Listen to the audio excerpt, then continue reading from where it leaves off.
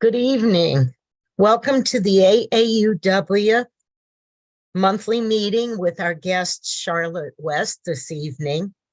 And I am Sarah Faye Martin, the president this year, and I would like to invite Molly Hudgens, our SIU Deputy Athletic Director for Administration and Student Services, to speak to you now. Thank you, and thanks for the opportunity to be here as well. So just to reiterate a little bit, I'm Molly Hudgens. I am a former student athlete at SIU, born and raised in Carbondale, Illinois, and now I have the opportunity to have returned in an administrative position as the Deputy Athletic Director. So I oversee a lot of the internal operations and a lot of the things that you probably would have known Dr. West to oversee, compliance, academic support, a lot of the internal operations, but then I'm also helping navigate the new landscape that is name, image, and likeness for all of college athletics, which is an interesting landscape to be in at this point. So I was extremely honored to be asked to introduce Dr. West this evening.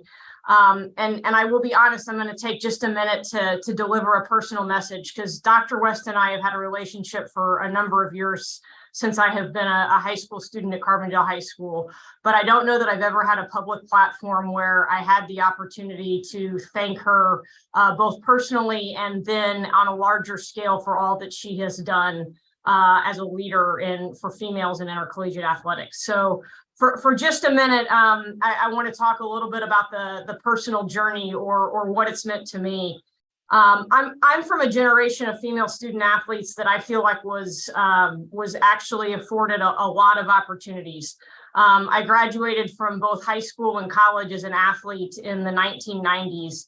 And with that, I have to be honest, I feel like I was afforded every opportunity to compete at a grade school level, at a high school level, to go on to earn a college scholarship and to earn a college degree. And I think that intercollegiate athletics and athletics in general led to a lot of the things and a lot of my success in life. So with that being said, though, I was also a student athlete during a time when mentors and pioneers like Dr. West were part of leading us and mentoring us. And we had the opportunity to really understand the road that was paved for us. I think that there was a personal influence on the generation that is my generation to know we're afforded so many more opportunities than ever had been afforded to a female student athlete before. I spend my life on a college campus now, and while we talk to our student athletes about this still, I'm not sure it resonates because they don't live with the generation that wasn't given so many opportunities. And so I feel like I have to say to Dr. West that thank you for not only paving the way, but thank you for being there to educate all of us to understand how lucky we were to have that opportunity to participate. I now feel like not only did I have the chance to earn a college scholarship and be a college student athlete, but the role that I get to fill in SIU athletics right now is directly related to Dr. West. It's a role that she led, and I now, while I'm obviously walking in her shoes, there is no doubt that I cannot fill her shoes. No one can ever fill her shoes. When Dr. West left SIU, her title was Associate Athletic Director. I know she was the Athletic Director for women as well. But as I introduce her tonight, I want to give a few accolades and awards because I'm not sure she'll do it herself. Although at SIU, she was known as a leader and an administrator, she was so much more than just an athletics administrator. She was a full professor here who directed our graduate sport management program. She was a coach. She led a golf team to a national championship and coached more than 4 sports. But more than that, she was a national leader. She was a pioneer for women. She was the president of the AAUW, the NACWA Woman of the Year, an NCAA Honda Award winner. She has done as much or more on the national level, and we all feel like she did that much for SIU. She's a member of the Women's Basketball Hall of Fame. She has a room named after her at the NCAA headquarters, and not to mention a softball field named after her on this campus. So as I finish this intro, I'm going to finish with a thank you to Dr. West.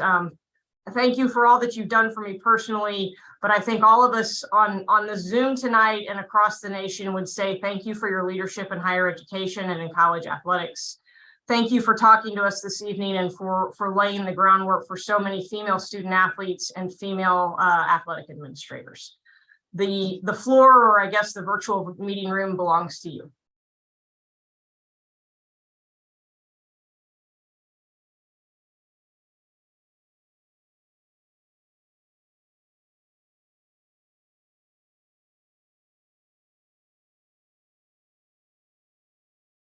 Oh, Dr. West? I think you might be muted. Let me see if I can help.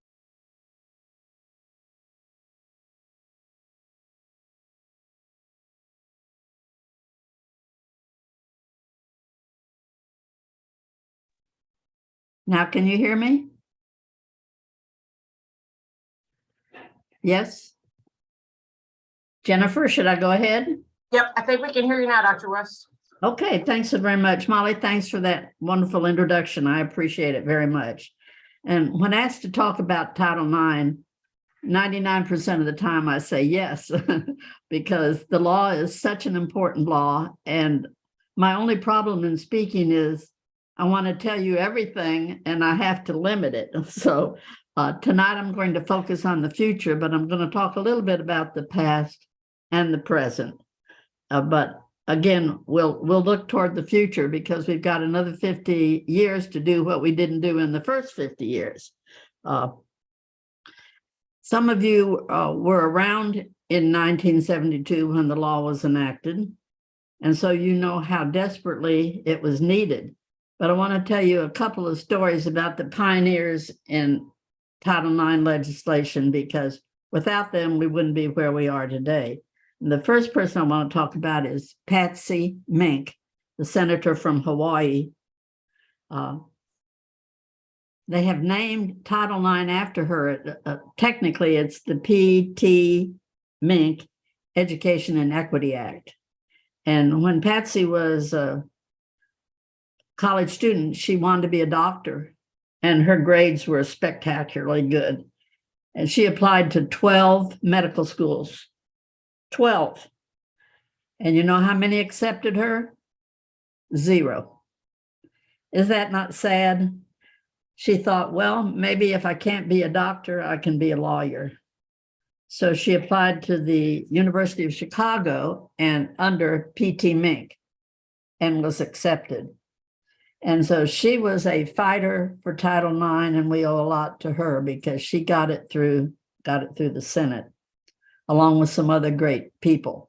And the other person that I owe an awful lot to in my work with Title IX is Birch Bayh, who was the senator from Indiana.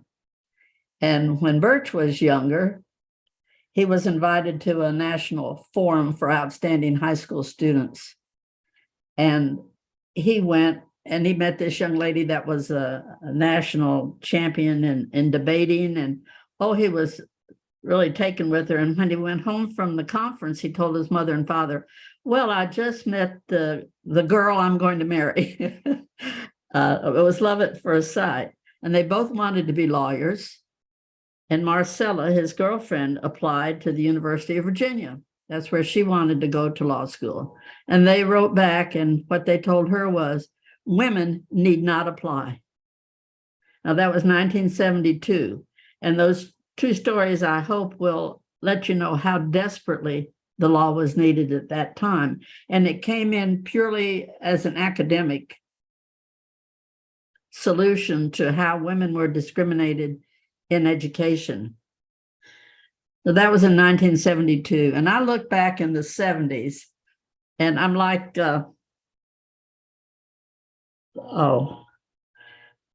people in the 70s, we had so much to do that I want to go lay down and take a nap every time I think about some of the things we did, because people in my era, we had full-time position, like Molly does now at the university. We were building AAUW, which she mentioned, which is the counterpart to the NCAA. Women had never had championship experiences, and we created those 19 championships.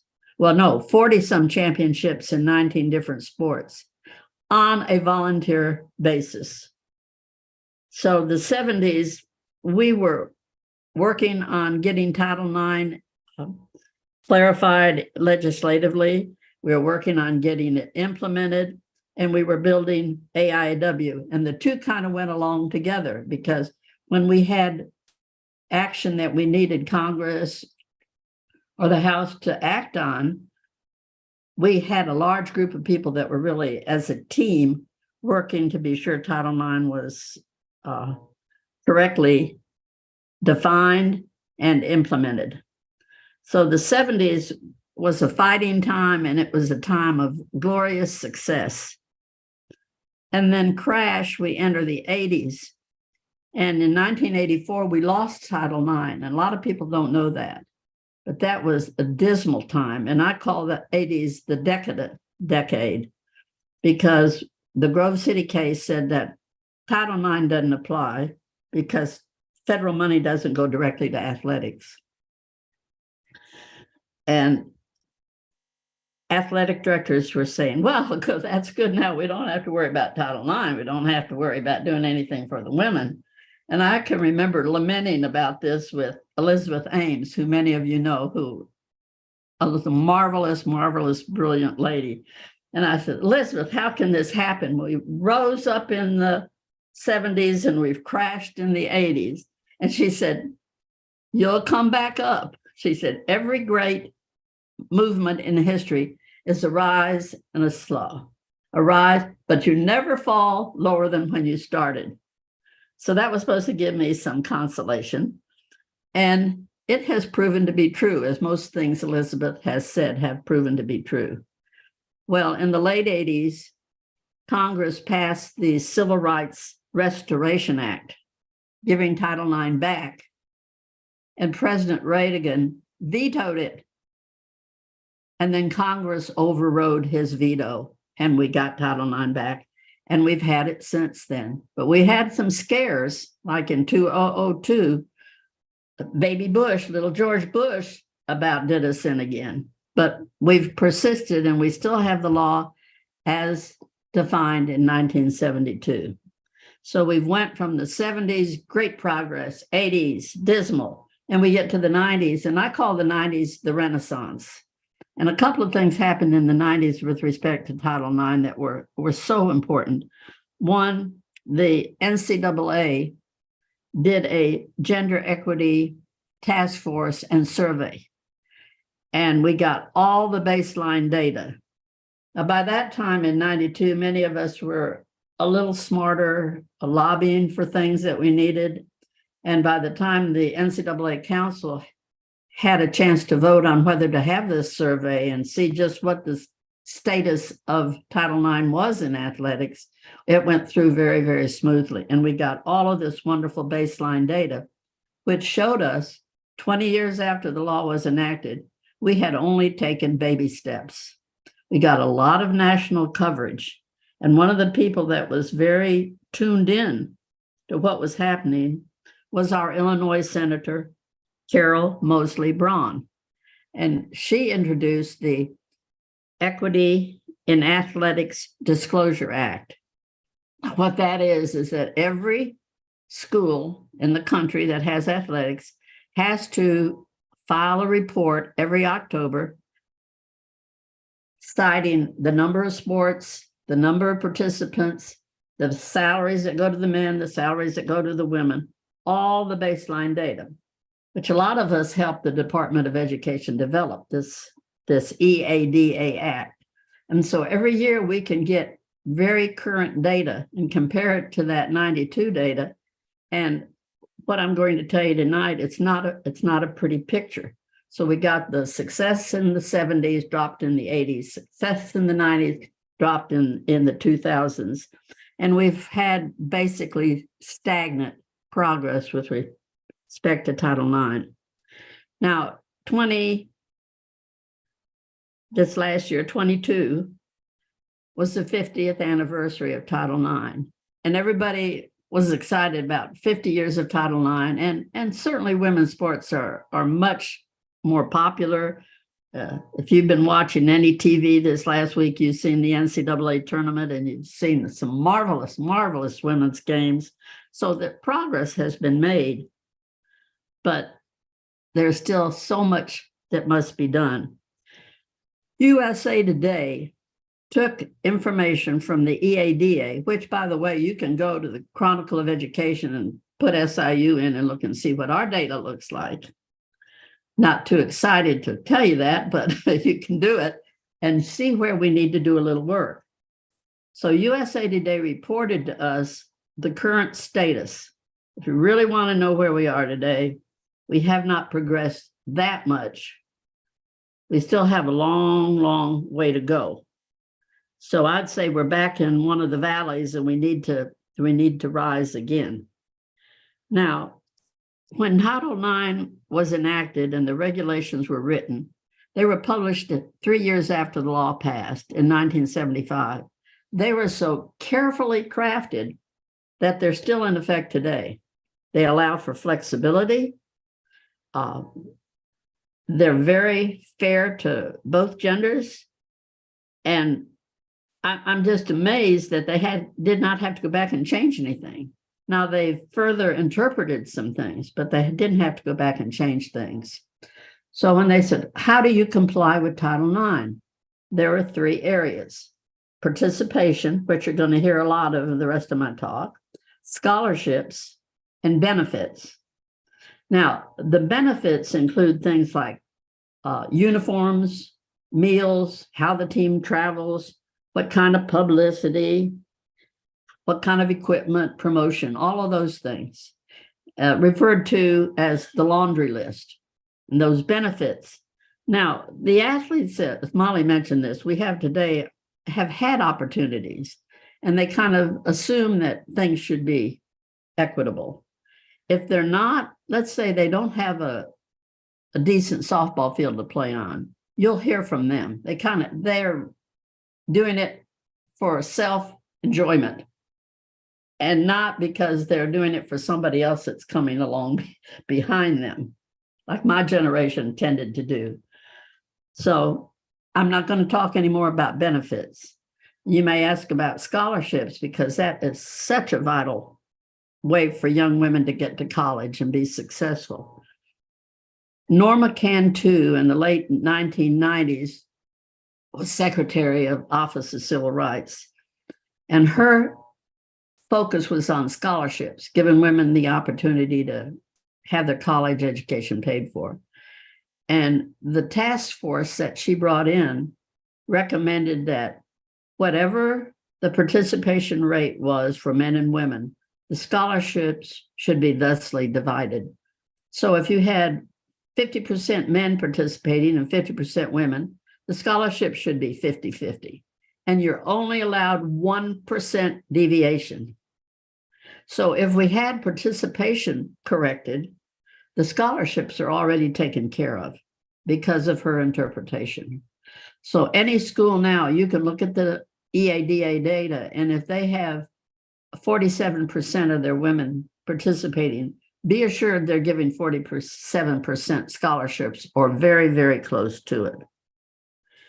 Now, that further explains why it's so important for women to have the opportunity to participate. And that's going to be my focus until I pass through this world. What does athletics do for women? Why would you want your daughter or your granddaughter to play? The Women's Sports Foundation has done a lot of research, and here are some statistics I want you to pay attention to. 92% less likely to do drugs if you're a female athlete. 80% less likely to get pregnant. Significantly better grades. 3 times more likely to graduate. Stronger leadership skills. More socially adjusted. Physiologically superior, which makes sense.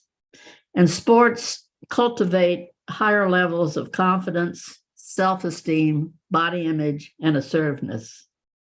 It's certainly no wonder that among the female Fortune 500 CEOs, 94% of the women were college or high school athletes. Very important for people to participate.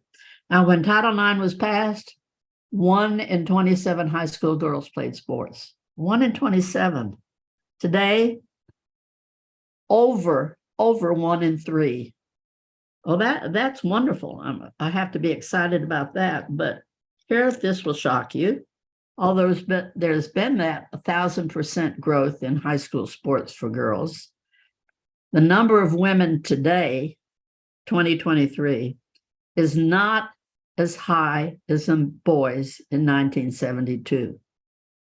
And if you look at the data carefully, each year, whether high school or college, slightly more men get participation slots than women. So all we're doing is augmenting that difference, which to me is very sad. Today, the NCAA will report that 44% of college athletes are female. That sounds fairly good, but what percent of the college students are female? 56%. So we're 12% short to start with. Now, the sad thing is that 44% is a gross overestimate of the number of participants. You could say, how can that be? It's how they count participants now. It's horrible, horrible. When you look at Title IX in the law, there's a test called the three-prong test. And a school has a choice of 3 ways to prove that they're in compliance with the participation prong number 1. If the number of female athletes represents the number of women undergraduates, you are in compliance. They call that the safe harbor. And that's probably over 90% of the schools are wanting to be in the safe harbor. So if you have 46% of your undergraduates are women, you better have 46% of your athletes being female. Then how can they be in compliance? Because they are cheating.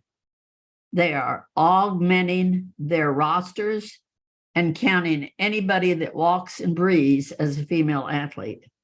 Now, I'm picking on schools I went to. Florida State University.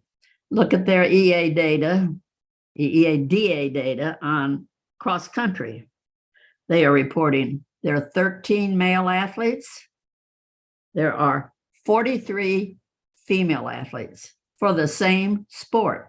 Now, this is what USA Today did such a wonderful job reporting these differences. Well, how many people do you have running a cross-country meet? 6 or 7. 43 women are not competing. They're just getting the women to come out. You know, they want good bodies. They want to exercise. So they come out and they're counted as female athletes. It's a joke. It's sad. Other college I graduated from, University of Wisconsin, let's look at their EADA data. In crew, they have 165 varsity women crew members. Well, 57 never have competed in their lives. They're not true athletes. They could be, but they're not, because they're so many that they're counting that aren't really given an opportunity to compete. So what are we going to do about it? Let's look to the future. And, you know, there are some simple solutions. The first thing is the Office of Civil Rights need to better clarify a participant.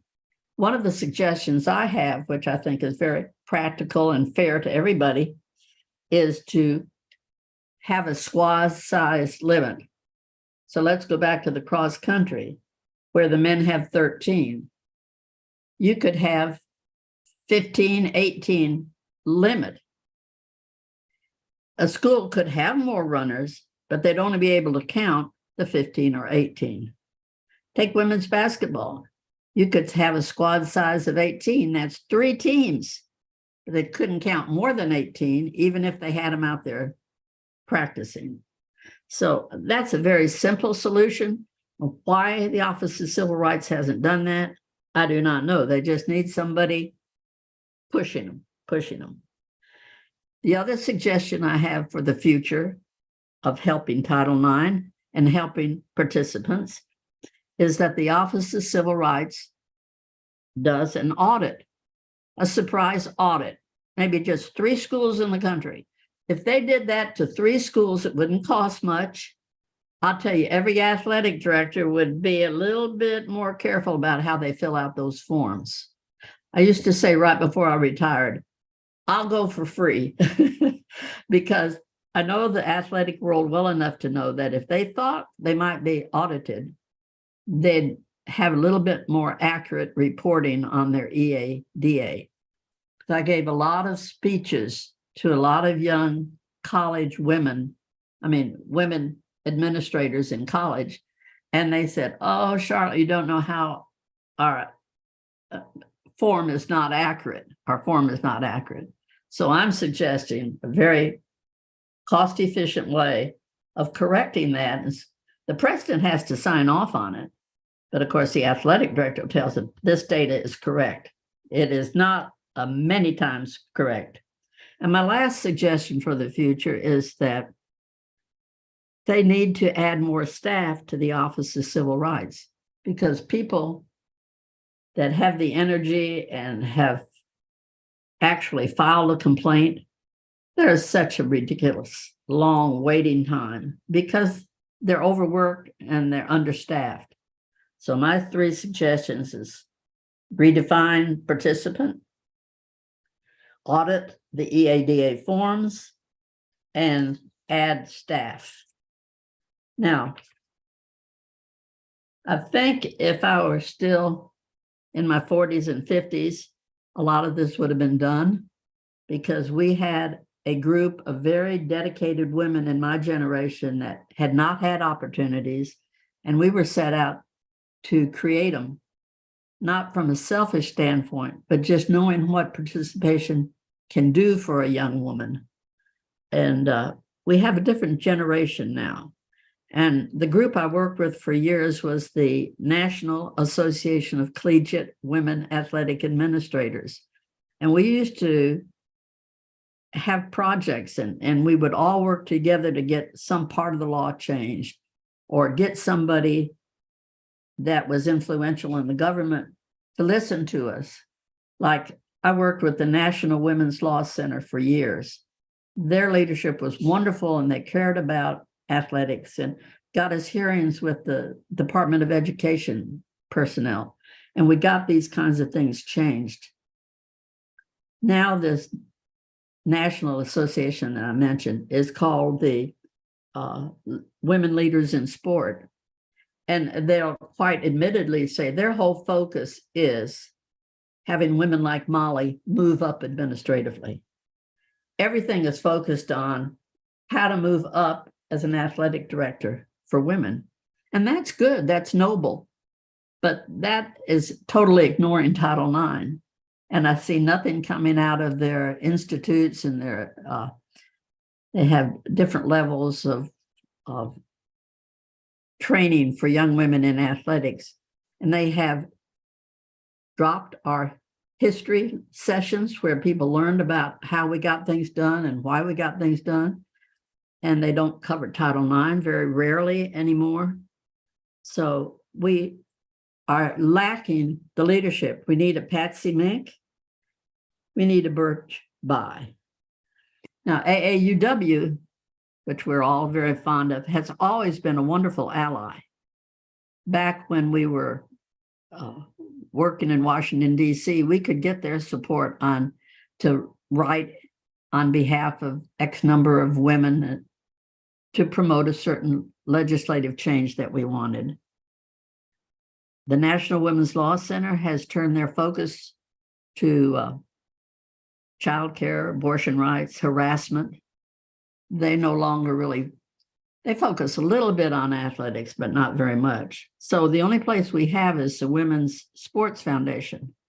And the Women's Sports Foundation is real good about getting young girls, and especially in poverty areas, to have an opportunity to play sports. They fund those. So they're doing good things. But the point I'm making is there's just no one leading the suggestions that I have just made on getting those changes through the Office of Civil Rights. I got real excited this fall when I was watching a football game, and I was, I think, in the athletic director's box, and Matt Bauman, who many of you know, works in the chancellor's office, said, I have somebody I want you to meet. And it was Juliana Stratton, the Illinois lieutenant governor. And he said, Juliana wants to meet you and talk to you. Well, I was so hyper and so excited because here was a lady like Carol Mosley Braun and P.T. Mink and Birch Bayh that knows something needs to be done. And she's wanted to find out what I thought were some of the best ways to get things done. So I had an opportunity to explain to her how important some of these changes are and they're needed. And she appreciates it because she has a young daughter, 12-year-old daughter, that plays sports. And she said, I see how it's changed the lives of a lot of these young women in Chicago. She's from Chicago. So I'm hoping sometime I'll get a chance to meet with her again and stick a pin in her and have her in her position start being the next P.T. Mink. So that's my message for tonight, is how important participation is and how we need to get more women playing. There are colleges that have club teams and the young women want to play, but they don't offer the sport. You know, the old saying, build it and they will come. There's not a lack of women's interest and opportunity. There is not a lack of interest, but a lack of opportunity. So we need to all appreciate what sports will do for young girls and women and give more of them a chance to participate. Okay, any questions or comments? I'll be happy to respond.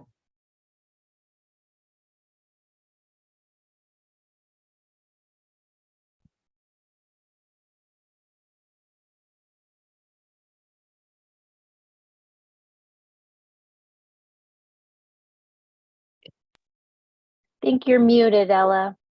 Okay. Yeah, Ella's muted. Yes, I was. I'm sorry. Repeating. So far, Charlotte, we have no questions entered in the chat or the Q&A. I see something starting in the chat now. So let me check to see if there's a question or two that we can bring to you.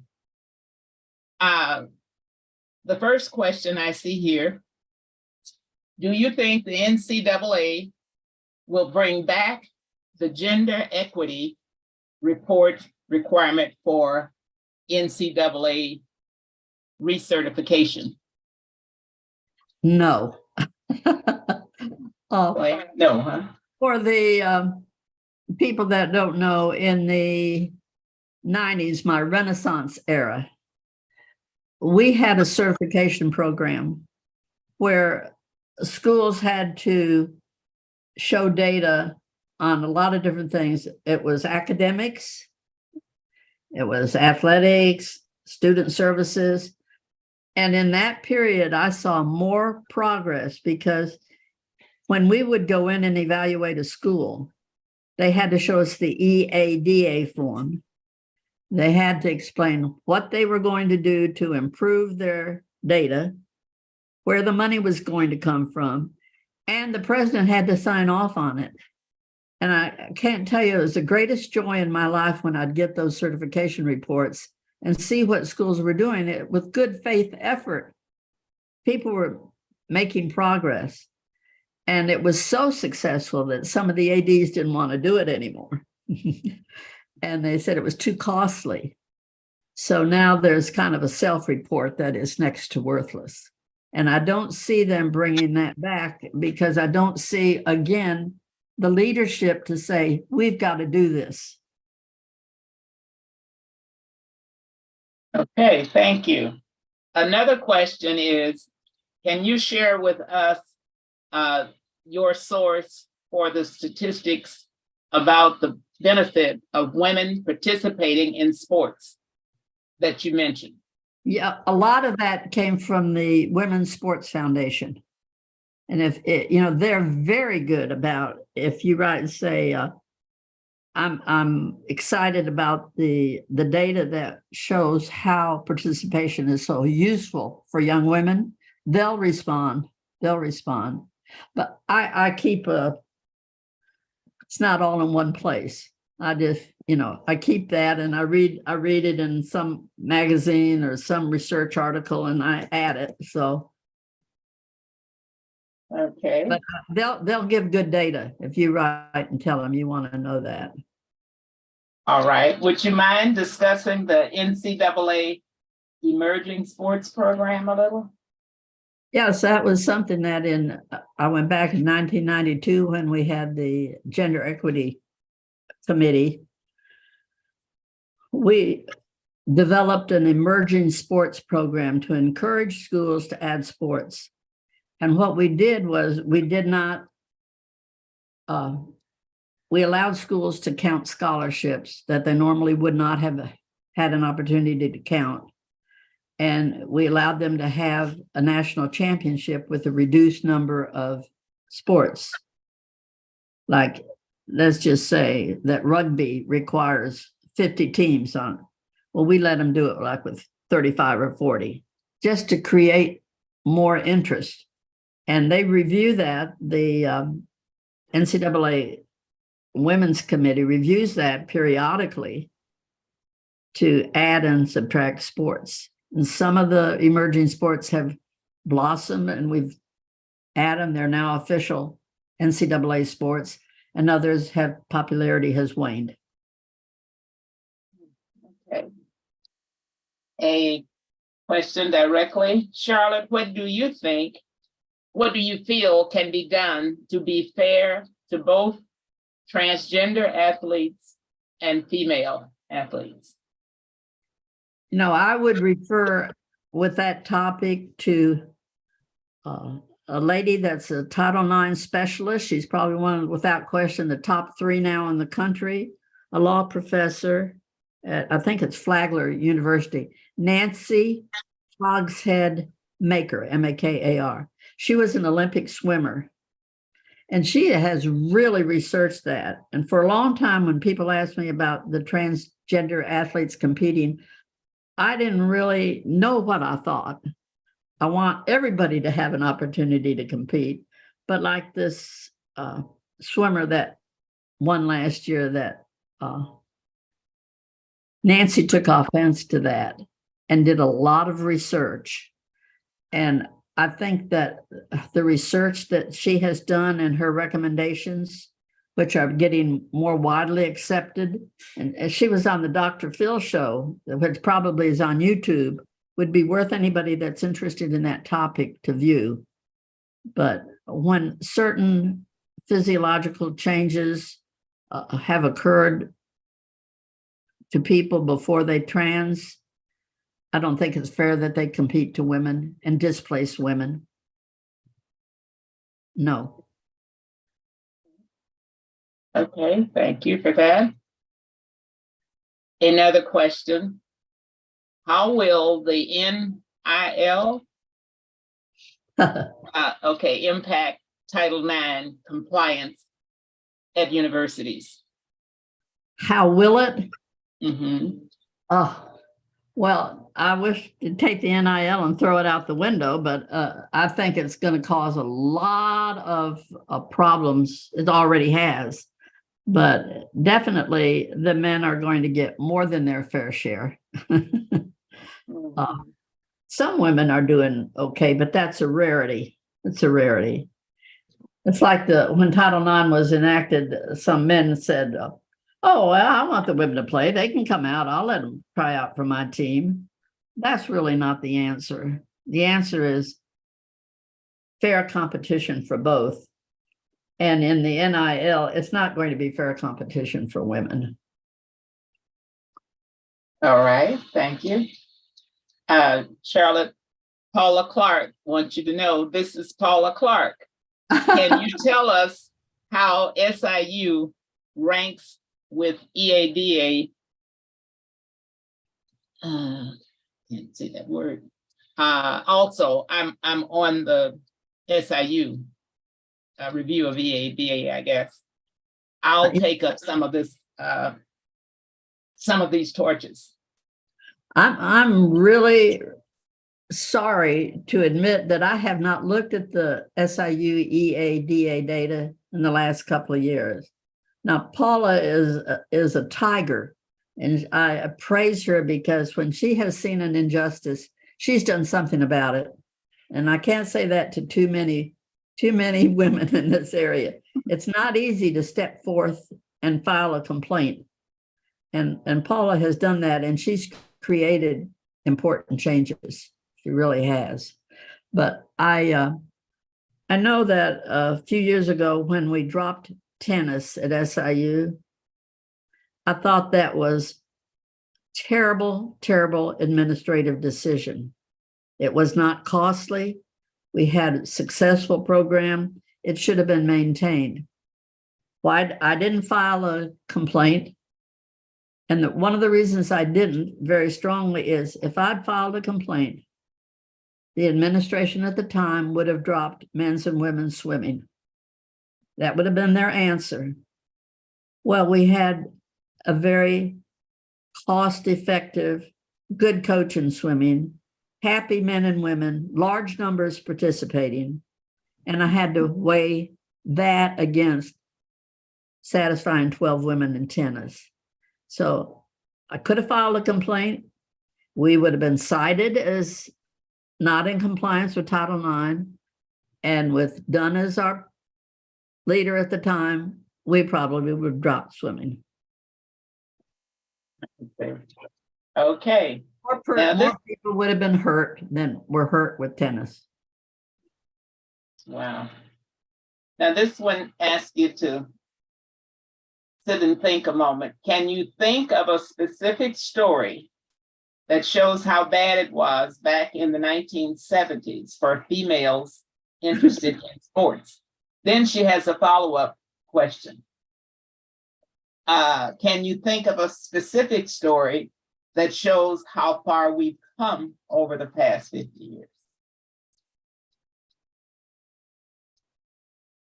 Well, the first question is, it was just over and over and over again, women didn't have the opportunity. You know, when I came to Southern Illinois, if our Carbondale women's, let's say, basketball team played Murfreesboro, they could have ruled that the men, either school could not play in a state championship because the women had a chance to play each other. Of course, we'd have played on a day when they didn't want to play, or at an hour where they didn't want to play. But that's how backward, and that's an actual story. We couldn't do that. And there was a lady in Peoria that took it upon herself. We all helped fund her to get that law changed, that women could compete with each other without the men's program being disqualified. That's how strong the men felt about not wanting the women to impose on their territory. That's pretty potent. Okay. I would say.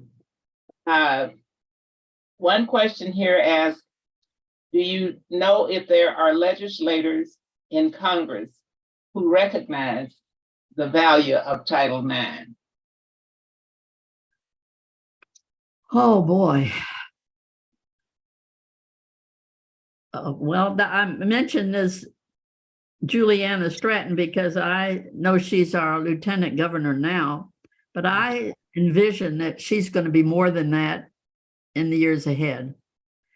And I think she's one that could make some positive changes. I don't know of anybody right now like I would have if, say, 10 or 15 years ago when I was more active. I don't know of anybody If I knew them, I'd try to meet with them and talk to them. Okay. One more here. Do you know if there is a program similar to the EADA for high school sports? No, there's not. There's not. You know, there is not. Okay. There is not. The National Federation of State High School Activities Association, they do a lot of collecting data, and they're pretty good about sharing it. You'd be interested to know that our Sonia Locke married Hopkins, who works for that National Federation, and it would be a marvelous source if anybody is interested in things on the high school level. He has hands-on in Indianapolis at headquarters. He's worked for them for years. So he'd be a wonderful source for people that are focused more on the high school. Okay, thank you for that. And one last question, I believe. How can we hold university administrators accountable for paying female coaches equitably compared to their male counterparts for the same sports? For example, basketball.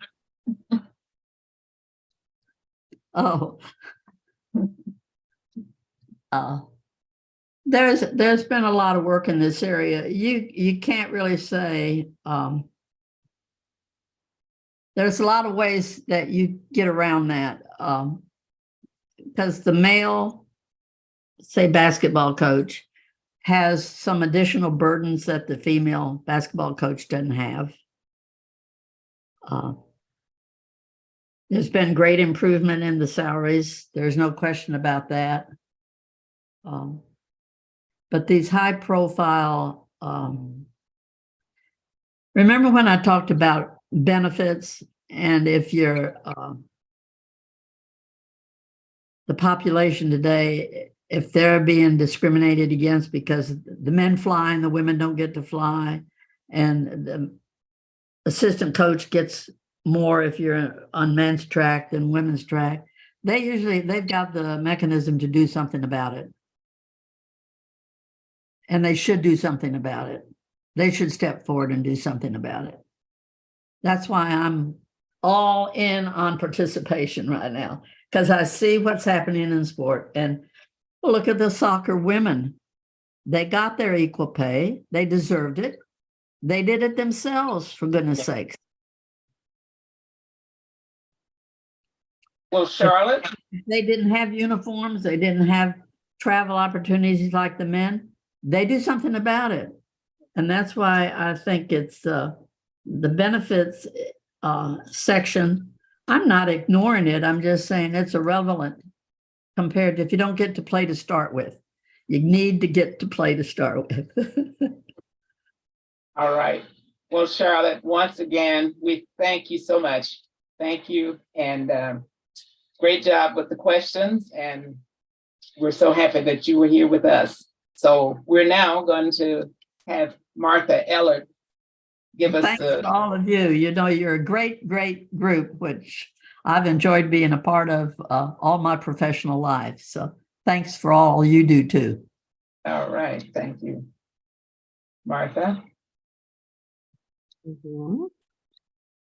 Charlotte, just want to thank you so very much for sharing your wisdom and your breadth of knowledge and your unique perspective, because I believe it is unique, and for the fascinating retrospective that you gave us and the view to the future. So Charlotte did give a shout out to AAUW, and I want to point out that she has been a member of our Carbondale branch for over 40 years. Treasured member of our branch. So, and to say a few things about AAUW. It is a very old, I guess, an old organization founded in 1881. AAUW is the American Association of University Women, old organization, but very much up to date, involved in cutting edge research, giving fellowships and grants to women. The mission is simple. It's to advance gender equity for women and girls through research, education, advocacy. And our local branch, Carbondale Branch, was founded in 1927, so it's been around for a while too. We fund scholarships for women students. We stay very engaged in public policy issues.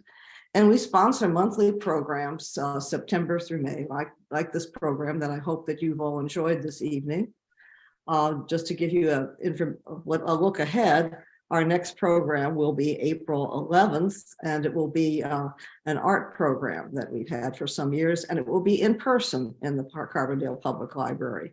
We have students from area schools who have participated in our annual art competition will receive prizes for their award-winning entries, and we will have commentary and an exhibit by a local artist, Marie Samuel. So that's what's coming up. I hope that if you want to know more about AAUW, you can check out our Facebook page, Carbondale Branch AAUW, and all of our events are promoted there. And there's lots of other interesting things that our newsletter editor and Facebook page manager, Bobby Knapp, is always posting really interesting things. Also coming up next week, March 30th, speaking of scholarships, we are awarding 3 scholarships this year, as we usually do, and they will be presented at an event called Celebrate Women.